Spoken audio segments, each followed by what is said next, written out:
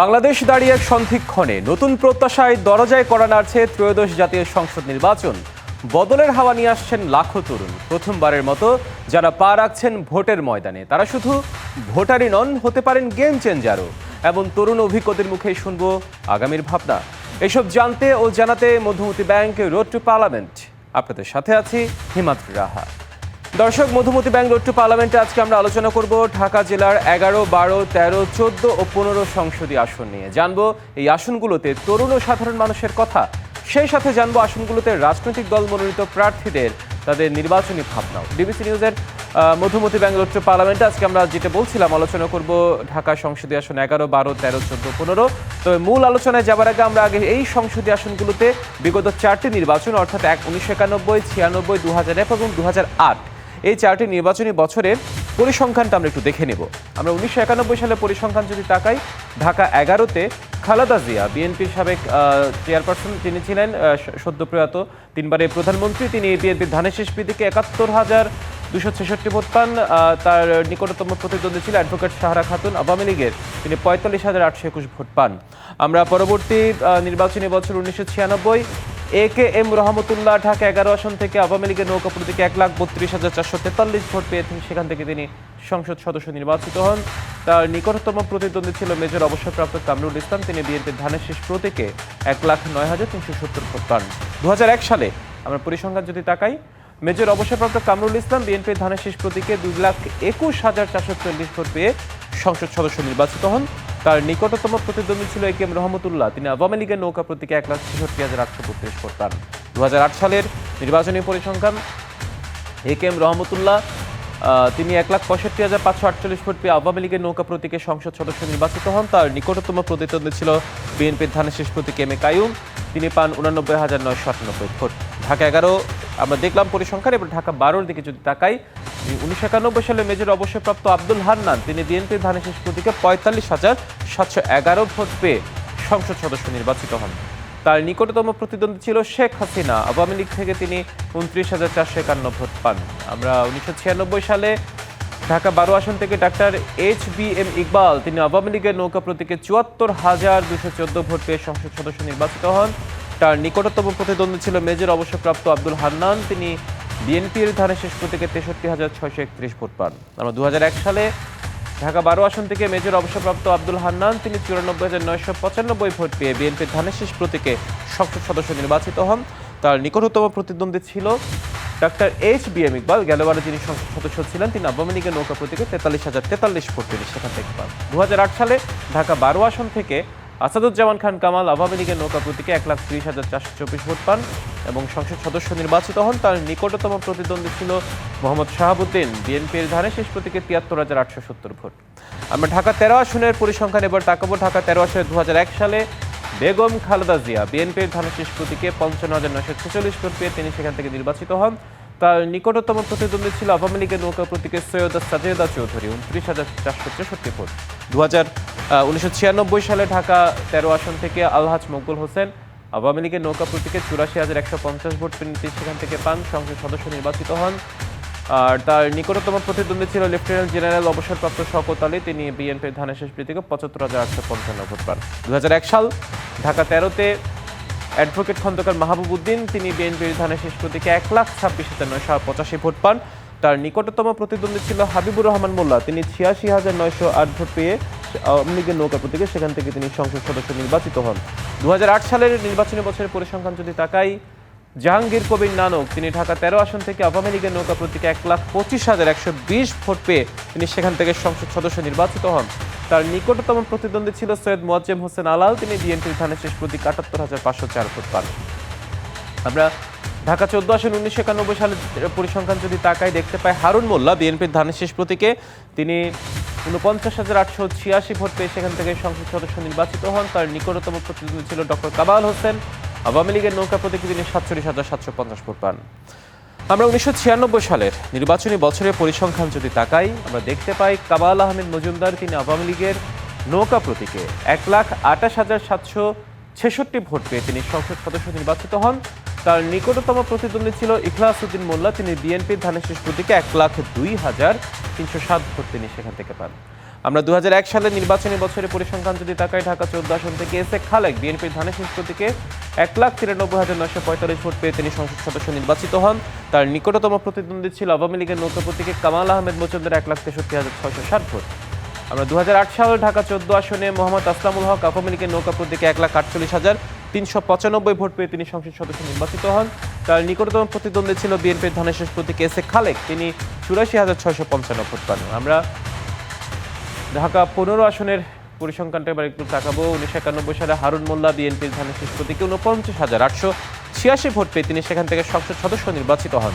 তার নিকটতম প্রতিদ্বন্দ্বী ছিল ডক্টর কামাল হোসেন, তিনি আওয়ামী লীগের নৌকা প্রতীকে 47,750 ভোট পান। 1996 সালে ঢাকা 15 সংসদীয় আসনের ফলাফল যদি দেখি, কামাল আহমেদ মজুমদার 1,28,766 ভোট পেয়ে আওয়ামী লীগের নৌকা প্রতীকে তিনি সংসদ সদস্য নির্বাচিত হন। তার নিকটতম প্রতিদ্বন্দ্বী ছিল বিএনপির ইখলাস উদ্দিন মোল্লা, ধানের শীষ প্রতীকে তিনি 1,02,307 ভোট পান। 2001 সাল ঢাকা 15 আসনে এস এ খালেক বিএনপির ধানের শীষ প্রতীকে 1,93,945 ভোট পেয়ে তিনি সেখান থেকে সংসদ সদস্য নির্বাচিত হন। তার নিকটতম প্রতিদ্বন্দ্বী ছিল কামাল আহমেদ মজুমদার 1,63,660 ভোট আওয়ামী লীগের নৌকা প্রতীকে। 2008 সাল সর্বশেষ নির্বাচনী বছর, কামাল আহমেদ মজুমদার 1,20,780 ভোট পেয়ে আওয়ামী লীগের সংসদ সদস্য নির্বাচিত হন, তিনি নৌকা প্রতীকে, এবং তার নিকটতম প্রতিদ্বন্দ্বী ছিল বিএনপির ধানের শীষ প্রতীকে নাসির উদ্দিন পিন্টু, তিনি পান 77,081 ভোট।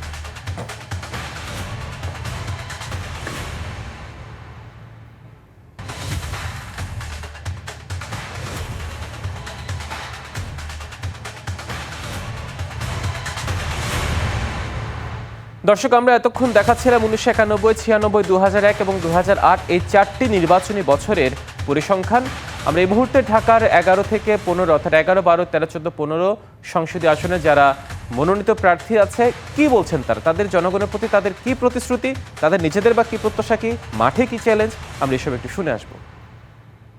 আমরা মনে করি যে বাংলাদেশের, আমি নিজে এবং আমার দল মনে করে যে আমাদের বড় সমস্যা হলো দুর্নীতি। কাজেই এই যে 53-54 বছরের যে ইতিহাস, এই ইতিহাসের যে ক্যানভাসটা আমাদের সামনে আছে, সেখানে কোনো ভালো গল্প নেই।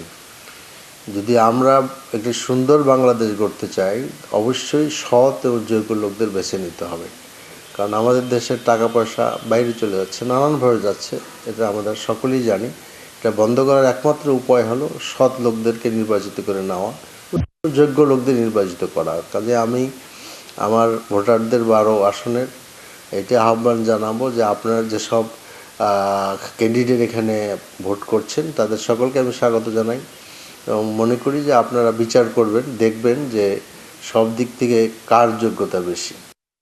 আমি মনে করি যে মোহাম্মদপুরের মানুষ আমাকে চিনে। এই মাটিতে আমি 40 বছর অতিক্রান্ত করেছি। 40 বছর ধরে আমি মোহাম্মদপুরের মাটি এবং মানুষের সাথে একাকার হয়ে আছি।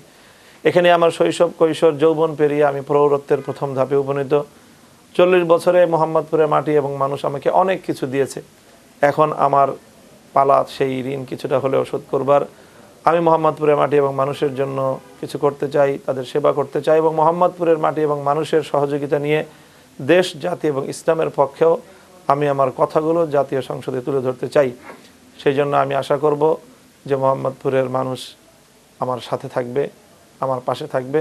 আমরা একসাথে মোহাম্মদপুর এবং মোহাম্মদপুরের মাধ্যমে বাংলাদেশকে অনন্য উচ্চতায় নিয়ে যাব ইনশাআল্লাহ। মানুষের জীবন মান আসলেই অনেক কম, নিম্ন। এখানে পরিবেশগত দিক থেকে যদি বলেন, পরিষ্কার পরিচ্ছন্ন দিক থেকে যদি বলেন, প্রত্যেকটা রাস্তাঘাট সবখানে, এবং অপরিকল্পিতভাবে বিদ্যমান যেই সমস্যাগুলো সৃষ্ট বিগত সময়গুলো অনেকটা সময় ধরে হয়ে আসছে, যেমন জলাবদ্ধতা রাস্তার মধ্যে, এবং এটার জন্য পানি জমে থাকে, ড্রেনেজ সিস্টেম একেবারেই কাজ করছে না। অনেক জায়গায় ছোটো ছোটো খাল ছিল এখানে এলাকার ভিতরে, ওগুলো ব্লক করে অবৈধভাবে দখল করা হয়েছে, এবং সেই মাদকের ব্যাপকতা এখনকার সময়ে খুব বাজেভাবে।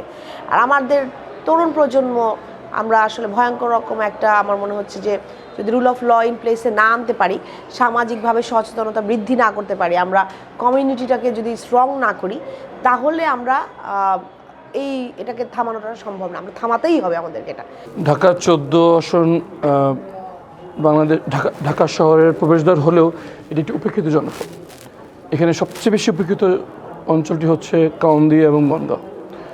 কাউন্দিয়াতে সরাসরি সড়ক যোগাযোগ না থাকায় গড়ে উঠছে না কলকারখানা, শিক্ষা প্রতিষ্ঠান, হাসপাতাল। এবং বনগাঁ মাত্র 10 মিনিটের পথ হলেও এখানে এখন যেতে হচ্ছে 1.5 থেকে 2 ঘন্টা ঘুরে। আমাদের প্রথম ওয়াদা ইনশাআল্লাহ এখানে একটি সেতু নির্মাণের মাধ্যমে, ব্রিজ নির্মাণের মাধ্যমে আমরা সরাসরি সড়ক যোগাযোগ স্থাপন করব, যাতে ইনশাআল্লাহ কাউন্দি এবং বনগাঁওয়ের চেহারা বদলে যাবে ইনশাআল্লাহ। কলকারখানা, শিক্ষা প্রতিষ্ঠান, হাসপাতাল গড়ে উঠবে এবং আমাদের নদীর এপাশে অর্থাৎ মিরপুর, দারুসালাম, শাহারিতে যে ঘনবসতি, তারা নদীর ওপারে যে আরও নির্মল পরিবেশে বসবাস করতে পারবেন ইনশাআল্লাহ। মিরপুরবাসীর প্রতি আমার আহ্বান হচ্ছে যে আসুন আমরা মিরপুরকে একটি আদর্শ সবুজ মিরপুর হিসাবে, বাসযোগ্য মিরপুর হিসাবে একটি পরিবারের মতো করে মিরপুরকে গড়ে তুলি। মিরপুরের যে মূল সমস্যা, মাদক সমস্যা, মাদকের স্পট নির্মূল সহ সন্ত্রাস দমন, অর্থাৎ এখানে অনেক চাঁদাবাজি সহ বিভিন্ন ধরনের অপরাধ প্রবণতা আছে, তাই অপরাধকে সহনীয় পর্যায়ে নিয়ে যাওয়া আমার অন্যতম লক্ষ্য। পাশাপাশি এখানে কিছু নাগরিক সমস্যা আছে যেগুলো নাগরিক সুবিধার অন্যতম অংশ, সেটা জলাবদ্ধতাও যেমন আছে এখানে বর্ষাকালে, পাশাপাশি গ্যাসের সরবরাহের মধ্যে এখানে অপ্রতুলতা থাকে তো, এবং একই সাথে পানির সমস্যাও আছে। তাই বিশুদ্ধ পানি সরবরাহের পাশাপাশি জলাবদ্ধতার জন্য ড্রেনেজ সিস্টেমকে আধুনিকায়ন করা এবং জনসংখ্যার পাশাপাশি এখানে তরুণ সমাজের জন্য, ইয়াং জেনারেশন যারা আছেন, যারা পড়াশোনা শেষ করে জীবনের বিভিন্ন পেশায় যাবেন, তাদের জন্য আমার একটি পরিকল্পনা আছে আইটি বেজ, অর্থাৎ তথ্য প্রযুক্তি বেজ। তাদেরকে সেই আইটিতে ট্রেনিং দেওয়ার জন্য, প্রশিক্ষণের জন্য তারা যাতে স্টার্ট আপ করে নিজেকে উদ্যোক্তা হিসেবে তুলে ধরতে পারে। দেখছেন মধুমতি ব্যাঙ্গালোর টু পার্লামেন্ট। সময় হলো একটি বিরতির, সঙ্গে থাকুন। বিরতির পর আবারও স্বাগত জানাচ্ছি মধুমতি ব্যাঙ্গালোর টু পার্লামেন্টে। দর্শক, মধুমতি ব্যাঙ্গালোর টু পার্লামেন্টে এ পর্যায়ে আমাদের সাথে যুক্ত হয়েছে ঢাকা মহানগর উত্তর বিএনপির সাবেক সিনিয়র যুগ্ম আহ্বায়ক AFM আব্দুল আলিম নকি এবং সাথে যুক্ত আছেন জামায়াত ইসলামী মনোনীত প্রার্থী জয়নুল আবেদিন। আপনাদের দুজনকে স্বাগত মধুমতি ব্যাঙ্গালোর টু পার্লামেন্টে। আমরা শুরুতে AFM আব্দুল আলিম নকি আপনার কাছে যেতে চাই। প্রথমে যে বিষয়টি জানতে চাইবো সেটি হচ্ছে, আর 28 দিনের মতো বাকি আছে ঘড়ির কাঁটায়।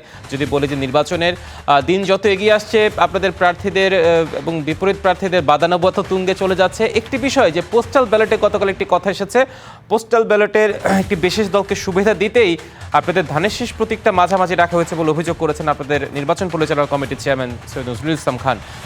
আসলে এই বিষয়টি আপনাদের ভোটের মাঠে কতটা প্রভাব ফেলবে বলে মনে করছেন? আমাদের নির্বাচন পরিচালনা কমিটির চেয়ারম্যান জনাব নজরুল ইসলাম খান যে কথাটা উপস্থাপন করেছে যথার্থ করেছে, এবং এটা আমরা মনে করি এটা সঠিক করেননি নির্বাচন কমিশন। এটাকে ওনারা পুনর্বিবেচনা করে সঠিক জায়গায় স্থাপন করা ওনাদের জন্য ঠিক হবে। আমরা যতটুকু দেখেছি এটা সূক্ষ্ম একটি ষড়যন্ত্রের অংশ মনে করি, যে কেউ এটার সাথে সূক্ষ্মভাবে জড়িত আছে। সুতরাং এটা আমরা অত্যন্তভাবে শঙ্কিত এই বিষয়টা নিয়ে। এই ব্যাপারে নির্বাচন করে যথাযথ ব্যবস্থা গ্রহণ করবেন এবং আমাদের নির্বাচন কমিশনের চেয়ারম্যান সাহেব আছেন, নির্বাচন কমিশনের চেয়ারম্যান নজরুল ইসলাম খান যেভাবে উপস্থাপন করেছেন যথার্থ করেছেন। এই জন্য আমরা নেতা কর্মী এই ব্যাপারে আমরা নির্বাচন কমিশনকে অনুরোধ করবো ওনার যেন একটা যথার্থ স্থানে দানের প্রতীক্ষা স্থাপন করা হবে। নিশ্চয়ই। এবং দেশের বাইরেও যে আমরা একটু দেশের যারা প্রবাসী ভোটার আছে তাদের পোস্টাল ব্যালট নিয়ে আসলে কারচুপির অভিযোগ আনা হয়েছে। সবকিছু মিলিয়ে কি মনে হচ্ছে আপনাদের লেভেল প্লেইং ফিল্ড নিয়ে আসলে আপনাদের মন্তব্য কি এখন পর্যন্ত? এখন পর্যন্ত নির্বাচনের অন্যান্য যা কিছু আছে সবকিছু মোটামুটি ভালো, কিন্তু আইন শৃঙ্খলা কিছু কিছু ক্ষেত্রে অবনতি আছে, সেটাকে আরো আপগ্রেড করতে হবে। এবং লেভেল ফিল করতে যে কথা আমরা বলে থাকি নির্বাচনের আগে সবাই, সেটার কোথাও কোথাও ঘাটতি আছে বলে আমরা দৃশ্যমান হচ্ছে। যেটা আপনি দেখছেন পোস্টাল ব্যালটের মাধ্যমে যে জিনিসটা ইতিমধ্যে ভাইরাল হলো, সেই বিষয়ে কিন্তু নির্বাচন কমিশন যথাযথ ব্যাখ্যা তারা দিতে পারেনি। তাছাড়া একটা কথা তাদের ব্যাখ্যা দিয়েছে, সেটা পূর্ণ তদন্ত করে ভবিষ্যতে যেন এ ধরনের অনাকাঙ্ক্ষিত ঘটনা না হয়, সঠিকভাবে হয়, সেই ব্যাপারে সময় আছে এখনো, সেই ব্যাপারে তারা আরো মনোযোগী হওয়া দরকার। এখন ভবিষ্যতে আসলে পদক্ষেপ কিনে না নেয় সেটা নিশ্চয়ই ভবিষ্যতের বিষয়, কিন্তু এখন থেকে যদি বিষয়টি আপনাদের অভিযোগগুলো যদি সত্য হয়ে থাকে তাহলে কি ভোটের মাঠে যদি সেক্ষেত্রে পিছিয়ে যাওয়ার সুযোগ আছে কিনা বা প্রভাব কতটা পড়বে? এটার কোনো সম্ভাবনা, এটা ষড়যন্ত্রের অংশ হিসাবে এই কাজগুলো করে একটি পক্ষ করছে, এটা আমরা দেশের জনগণ বুঝতে পারছে। সুতরাং এইটার কোনো প্রভাব নির্বাচনে পড়বে না। আমরা আশা করি যথাযথ সময় আগামী 12 ফেব্রুয়ারি নির্বাচন হবে এবং সকল দল এখানে অংশগ্রহণ করবে। নিশ্চয়ই। এখন ভোটের মাঠে একটু আমরা ফিরি। ভোটের মাঠে এবার আপনাদের প্রধান প্রতিদ্বন্দ্বী দীর্ঘ সময়ের যারা আপনাদের জোট সঙ্গী ছিল, আপনাদের মিত্র ছিল, তারাই জামায়াত ইসলামী এবং তাদের জোট 11 দলীয়। কি মনে হচ্ছে ভোটের মাঠ আপনাদের জন্য কতটা চ্যালেঞ্জিং? নির্বাচনে কোনো কিছুকে হালকাভাবে আমরা দেখি না, সবকিছু আমরা সিরিয়াসলি নিচ্ছি এবং সেই অনুযায়ী আমরা কাজ করছি আমাদের প্রার্থীদের পক্ষে। এখানে অনেক দল অংশগ্রহণ করছেন নির্বাচনে, তাই সকলকে প্রতিদ্বন্দ্বীকে সামনে রেখে আমরা বাংলাদেশের এটা বৃহত্তর রাজনৈতিক দল এবং গণতন্ত্র আন্দোলনে আমরা দীর্ঘদিন আন্দোলন করেছি দেশ নায়ক তারেক রহমান এবং খালেদা জিয়ার নেতৃত্বে। দেশের মানুষ আমাদের দলের প্রতি আস্থা আছে। আমরা আশা করি যে এই নির্বাচনে ইনশাআল্লাহ বিএনপি সংখ্যাগরিষ্ঠতা অর্জন করবে এবং আগামী দিনের আল্লাহ যদি চায় আমরা দেশের সরকার গঠন করতে পারবো এবং মানুষের সেবা করার আমরা সুযোগ পাবো। আমরা নির্বাচনী মাঠে অপপ্রচারের প্রচারটাকে একটা রণকৌশল হিসেবে দেখে এসেছি বিগত নির্বাচনী বছরগুলোতে। এবারও কিন্তু তার ব্যতিক্রম নয়। এক এক দলের বিপক্ষে গিয়ে অপপ্রচারটাকে প্রচার করা, সেটি আসলে আপনারা কতটা রোধ করতে নিজেদের কতটা পরিকল্পনা আছে, আর এই ধরনের অপপ্রচারগুলো আসলে ভোটের মাঠে আপনাদের নির্বাচনী মাঠে কতটা প্রভাব ফেলবে?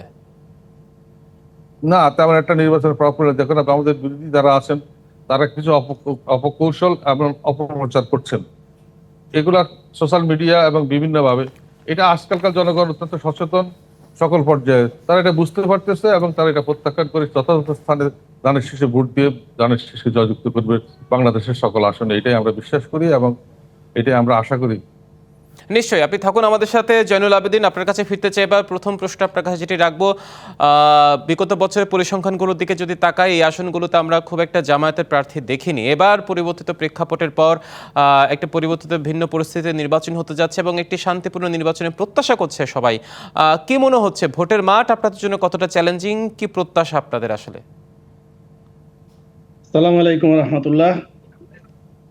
আপনি যেভাবে বলছিলেন যে আমাদের ভোটের ময়দানের পার্সেন্টেজ, আমি বলবো আপনাকে, আপনারা নিশ্চয়ই জানেন যে 2000 মানে বিশেষ করে বিগত ফ্যাসিস্ট আমলে বাংলাদেশে কোনো নির্বাচন হয়নি। সেই নির্বাচনে জামায়াত ইসলামী এবং দেশপ্রেমিক অন্য যে দল ছিল তারা ওই নির্বাচনে অংশগ্রহণ করেনি।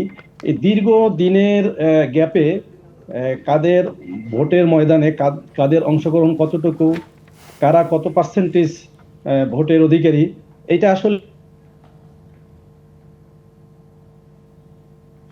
জয়নুল আবেদিন, আপনাকে আমরা শুনতে পাচ্ছি না, আপনার ডিভাইসটা হয়তো আনমিউট হয়ে গেছে।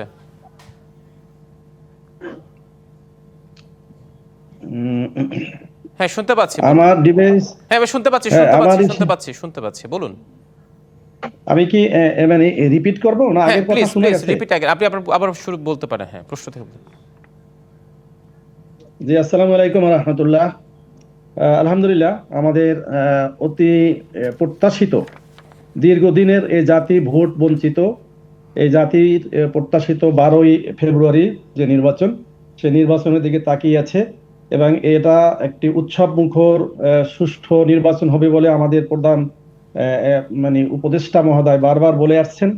কিন্তু ভোটের ময়দানে আমরা যেটা লক্ষ্য করছি যে আইন শৃঙ্খলার যেভাবে হওয়া দরকার, তার সাথে সাথে অবৈধ অস্ত্র, তারপর পেশি শক্তির ব্যবহার, কালো টাকা, যেটা বিগত সময় নির্বাচনে একটা বিরাট প্রভাব ফেলতো, এ ব্যাপারে প্রধান উপদেষ্টা থেকে শুরু করে নির্বাচন কমিশনার, সংশ্লিষ্ট কর্তৃপক্ষের আরো জোরালো ভূমিকা আমরা প্রত্যাশা করছি।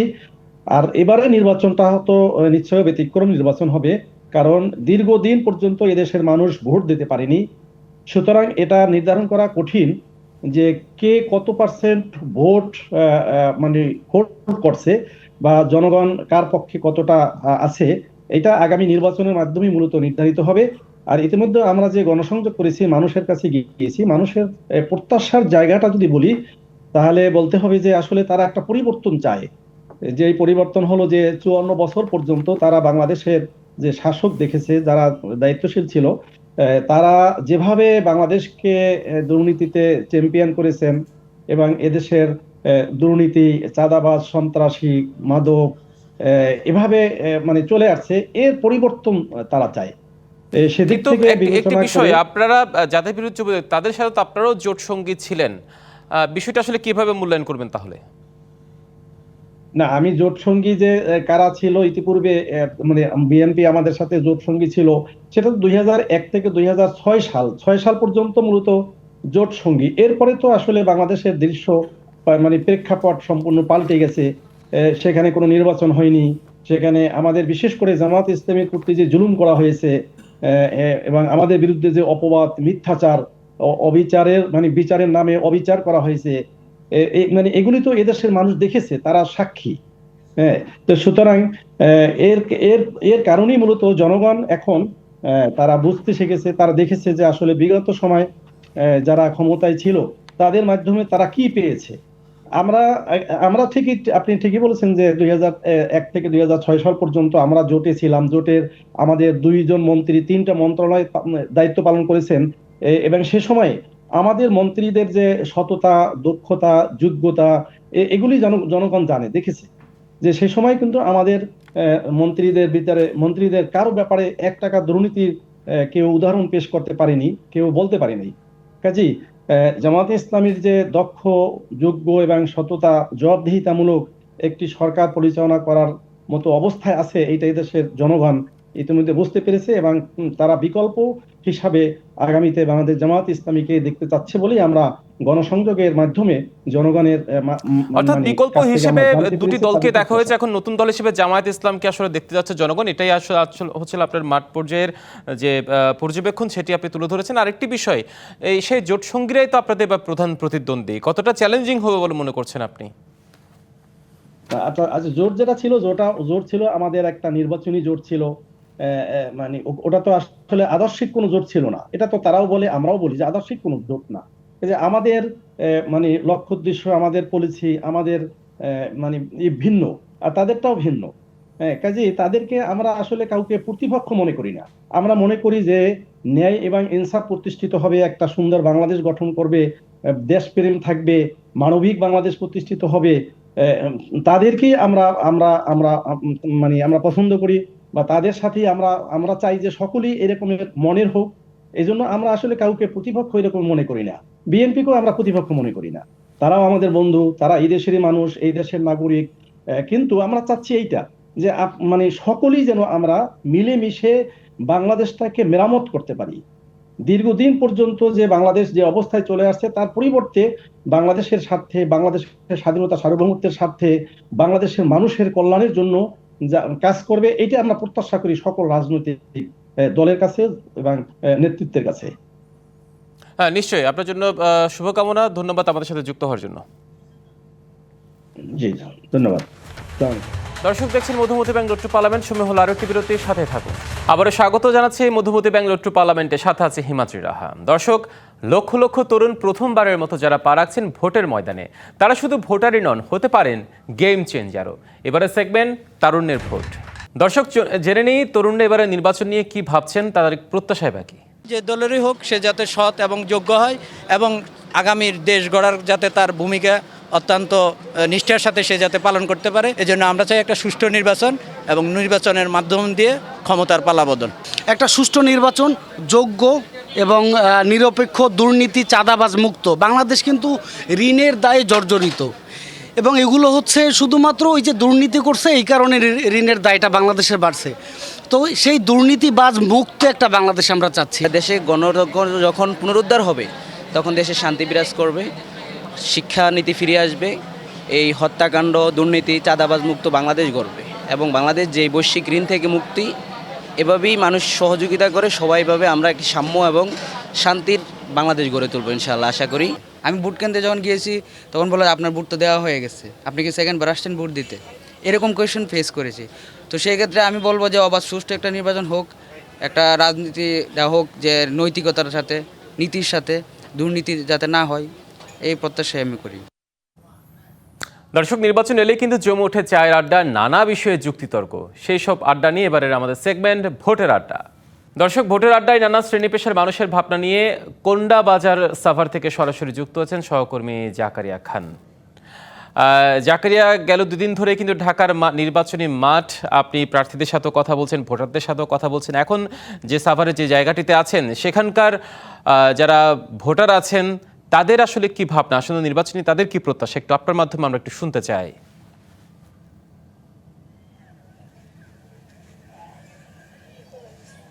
শুভরাত্রি। আমরা এই মুহূর্তে রয়েছি জাতীয় সংসদীয় আসন 187 এবং ঢাকা 14 আসনের সাভার থানাধীন বনগাঁও ইউনিয়নে, এবং এখানে আমরা রয়েছি সাধারণ ভোটারদের সাথে। আমরা যেমনটি বলছিলেন, আপনারা গত কয়েকদিন ধরেই তাদের কথা শুনছিলাম। আমরা একটু শোনার চেষ্টা করব যে এবারের নির্বাচনে আসলে আপনারা কেমন প্রার্থী চান। আমরা যোগ্য, সঠিক, যোগ্য এবং কি আপনার বাংলাদেশ যার কাছে নিরাপদ থাকবে, যাদের কাছে আমরা নিরাপদ থাকবো জনগণ, আমরা ওরকম একটা মানুষ চাই। আমরা নতুন কোনো মানুষ চাই। আমাদের একটা আশা, বিগত 16 বছর পরে আমরা নতুন ভোটার যারা, আমাদের ইয়ং জেনারেশন যারা এবার ভোটার হয়েছে, আমাদের সবারই একটাই আশা যে আমরা যে কোনো এমন একটা মানুষ চাই যে আমাদেরকে সবসময় সুরক্ষা করে রাখবে। কেমন নির্বাচন দেখতে চান, কেমন ভোটারকে আপনারা বেছে নেবেন? আমরা অবশ্যই সুষ্ঠু নির্বাচন দেখতে চাই। আমরা সাধারণ জনগণ, আমরা সবসময় শান্তির পক্ষে। আমরা সন্ত্রাসমুক্ত দেশ চাই, চাঁদাবাজ মুক্ত দেশ চাই, সিন্ডিকেট মুক্ত দেশ চাই।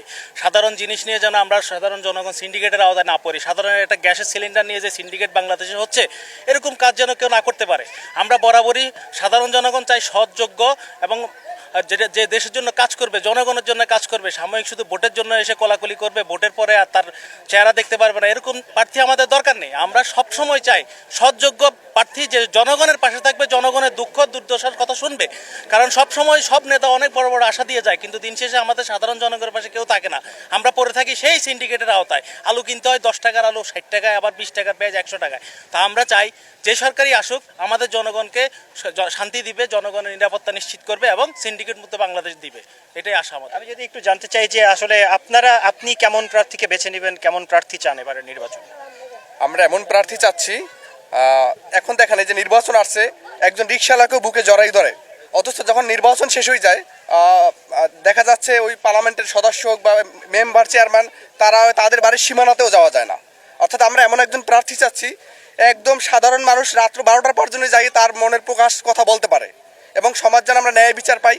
ইতিপূর্বে আমার এক ভাই বলে গেছে যে আমরা এমন একটি সমাজ চাই যেন মানুষ দরজা খুলে ঘুমাইতে পারে, মানুষ ন্যায় বিচার পায়।